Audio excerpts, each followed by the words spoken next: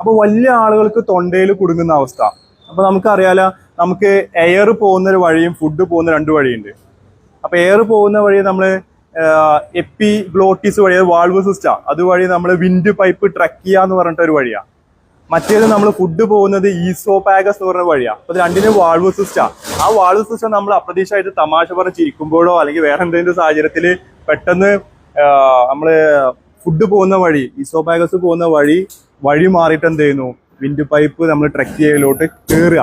ആ സമയം നമ്മൾ തരിപ്പ് പോവാന്ന് പറയുന്നത്. അപ്പൊ ഈ തരിപ്പ് പോകുന്ന സമയത്ത് അതിന്റെ ഫസ്റ്റ് സ്റ്റേജ് നമ്മൾ വീട്ടുകാരൊക്കെ ഇങ്ങനെ ചെയ്യുന്നത് അബദ്ധം. ഞാൻ ഇപ്പൊ പറഞ്ഞല്ലോ, നമ്മൾ കുത്തനെ നോക്കുമ്പോൾ ഫുഡ് താഴോട്ടാണ് ഒബ്സ്റ്റക്കിൾസ് ഇറങ്ങുന്നത്. ആ സമയം ഇങ്ങനെ തട്ടിയാലുള്ള അവസ്ഥ എന്താ, താഴോട്ട് തന്നെ പോവാ.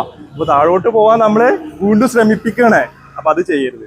ഉടനെ നമ്മൾ എന്ത് ചെയ്യുന്നു, ചെറിയ രീതിയിലാണെങ്കിൽ നമ്മൾ സ്ലാപ്പ് ചുമക്കാൻ പറയും, കഫ് ചെയ്യാൻ പറയും. ചുമച്ചിട്ട് ചെറിയ രീതിയിലാണെങ്കിൽ കേട്ടോ, ചുമച്ചിട്ട് നമുക്കത് പുറത്ത് തള്ളാം. രണ്ടാമത് നമ്മൾ എന്ത് ചെയ്യുക, കുറച്ചും കൂടിയൊക്കെ സിവിയർ കേസ് ആണെങ്കിൽ നമ്മൾ സ്ലാപ്പ് ചെയ്യാം. എന്താ ബലം പിടിക്കല്ലേ, ലൂസായി നിൽക്കുക. ഇങ്ങനെ എന്ത് ചെയ്യുന്നു, നമ്മൾ തട്ടി കൊടുത്ത് നോക്കുക, തട്ടി കൊടുത്തിട്ട് പോകാൻ ശ്രമിക്കുക. സിവിയർ ആണ്, അപ്പൊ നന്നായിട്ട് തൊണ്ടയിൽ കുടുങ്ങി, ശ്വാസം കിട്ടാത്ത ആള് വിളറി പിടിച്ച് നിൽക്കാത്ത അവസ്ഥ. അപ്പൊ ഉടനെ നമ്മൾ എന്ത് ചെയ്യുന്നു, ഞാൻ രക്ഷിച്ചോളം നമുക്ക് കംഫർട്ട് ആക്കാം. ആദ്യം പറഞ്ഞിട്ട് ഞാൻ എന്നെ രക്ഷിക്കൊന്ന് അഡ്ജസ്റ്റ് ചെയ്യുമെന്ന് പറഞ്ഞിട്ട് നമ്മൾ ഉടനെ നമ്മൾ എന്ത് ചെയ്യുന്നു, 5 പ്രാവശ്യം ഇങ്ങനെ തട്ടിക്കൊടുക്കാം. ഇങ്ങനെയല്ല, ഞാൻ നേരത്തെ പറഞ്ഞ പോലെ ഇങ്ങനെ നമ്മൾ തട്ടിക്കൊടുക്കാം. ഉടനെ 5 പ്രാവശ്യം നമ്മൾ അത് തട്ടുന്നു. കൈ ഇങ്ങനെ പിടിച്ചിട്ട് ഞാൻ ബാക്കിൽ നിന്നിട്ട് എന്ത് ചെയ്യുന്നു, ഒരു കാലിങ്ങനെ വെച്ചിട്ട് നമ്മൾ പുക്കിളിന്റെ നേരെ മേലെ ഹെംലിച്ച് മാനുവൽ എന്ന് പറഞ്ഞ ഒരു സിസ്റ്റമാണ് നമ്മൾ പറയുന്നത്. നമ്മൾ ഇങ്ങനെ കൈ വെച്ചിട്ട് പുക്കിളിന്റെ നേരെ മേലെ വെച്ച് സ്കൂപ്പ് ചെയ്യുന്ന രീതിയിൽ ഇങ്ങനെ വെച്ചിട്ട് നമ്മൾ അതിന്റെ പ്രഷർ കൊടുക്കുക. ആ പ്രഷർ നമ്മൾ ഉദ്ദേശം ലങ്സിനാണ്.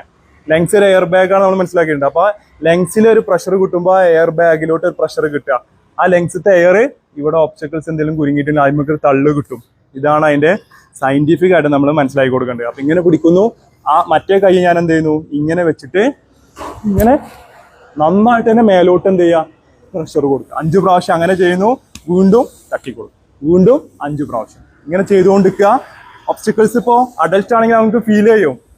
കുഞ്ഞു കുട്ടികളാണെങ്കിൽ നമ്മൾ തന്നെ നോക്കണം. അപ്പൊ അവന് ഫീൽ ചെയ്യണമെങ്കിൽ അവൻ എങ്ങനെയെങ്കിലും കത്തിച്ചോ അല്ലെങ്കിൽ വിരലിട്ടിട്ടോ എടുക്കുക. ഇങ്ങനെ ചെയ്യുമ്പോൾ ആളൊന്ന് കുഴഞ്ഞു വീണു, ശ്വാസം കിട്ടാതെ. പിന്നെ നമ്മൾ ചെയ്യേണ്ടത് CPR മാതിരി നമ്മൾ ചെക്ക് ചെയ്യുക, എയർ ഉണ്ടോ നോക്കുക. പിന്നെ നമ്മൾ കംപ്രഷൻ മാത്രം കൊടുത്താൽ മതി വീണ ആൾക്ക്. മനസ്സിലായല്ലോ? ഹോസ്പിറ്റലിലെത്തി.